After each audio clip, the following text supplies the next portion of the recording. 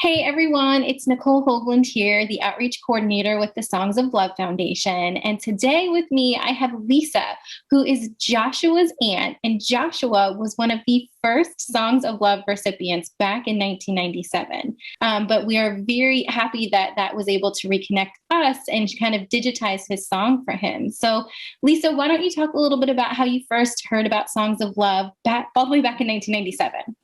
Sure. About 25 years ago, Joshua was waiting a heart transplant at Columbia Presbyterian Hospital. And I think it was actually the social worker at the hospital who reached out to my sister, Michelle, and my brother in law, Matt, and proposed a song from Songs of Love, which of course they were eager to have. And we really played music for Joshua all the time, even though he was just a baby. And so we received this beautiful song. And just recently he passed.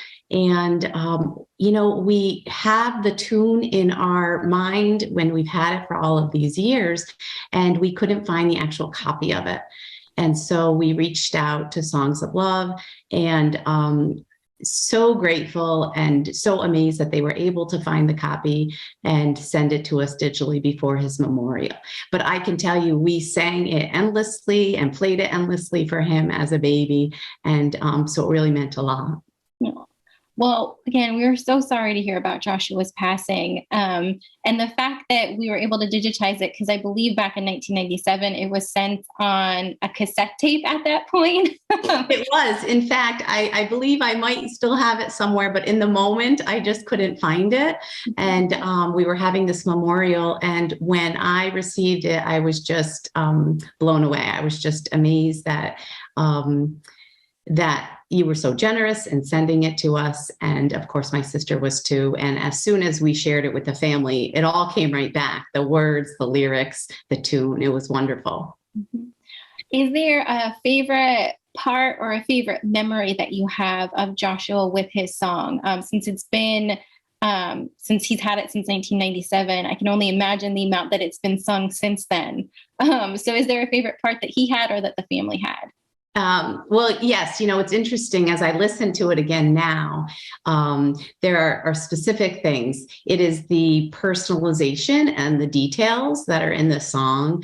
There is a lyric where they mention this little piggy he had, and we used to. He was in ICU and he was awaiting his heart, but we would literally just put this little piggy stuffed animal on him and play the song. And then also at the time, there were only three older cousins, and all three of them were mentioned in the song. So that was kind of a neat little aspect of the song.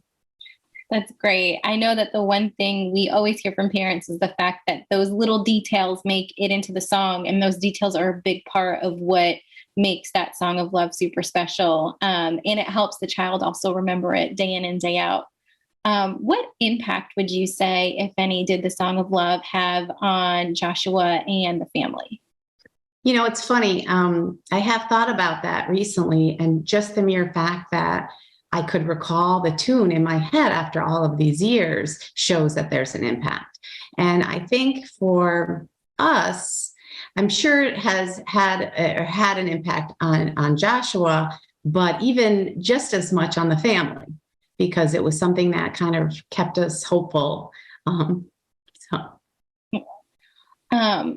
And I know that for that, it's a song that it's kind of the gift that keeps on giving.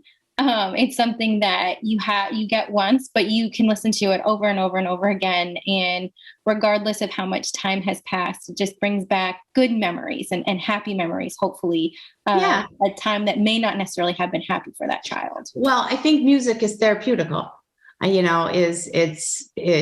really helps people get through many, many things. So just bringing back those special times and those specific lyrics that were in the song. Even as a baby, there were certain things in his life that were mentioned. And so I think that's the miracle of music. Mm-hmm. Absolutely. So if you were talking to a parent or a family today that was going through a situation where you know that a song of love could potentially help them, what would you say to them? I would say go for it. Try to get something personalized and something meaningful and something, it doesn't even have to be necessarily elaborate, as long as it is focused on the person it's written for. And it's something that they can keep in their mind as just a sign of hope, and just something comforting to them to listen to.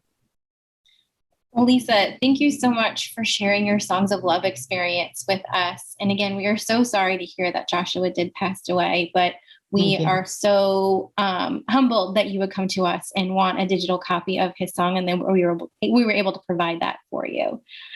Please, we are tremendously grateful too. So we do appreciate that. Absolutely. So for everyone watching, if you know a child who could use their very own Songs of Love, you can go to our website, songsoflove.org/request, and please request that song for them today. Till next time, we'll talk to y'all later.